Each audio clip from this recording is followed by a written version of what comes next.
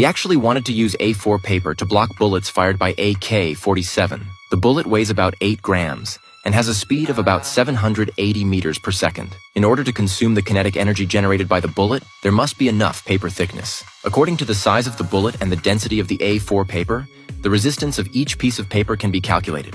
And finally, according to the work energy theorem, the kinetic energy of the bullet is equal to the work done by the paper resistance. The thickness of the paper can be calculated to be about 20 centimeters. In other words, this thickness of A4 paper can block the attack of AK. Then Jimmy and his companions took out all the A4 paper in the room and made countless 20-centimeter thick paper shields. In this way, the people in the house were temporarily safe, but the soldiers outside are in danger. Because the enemy's firepower was too strong, they could only hold on for 3 minutes at most. In order to save the soldiers, Jimmy asked everyone to take off their bulletproof vests and then tied the bulletproof vest to the steel door with tape. Then Jimmy and his companions risked their lives and used these 2 oversized shields to successfully cover the soldiers to withdraw back to the house. But without the soldiers' firepower cover, the enemy will speed up the attack. But this is exactly Jimmy's plan. The next step is to deliberately lure the enemy in and then trap them. Next, he needs a 1-ton iron cabinet and apply detergent to it so that friction can be reduced and it can be easily pushed to the second floor door.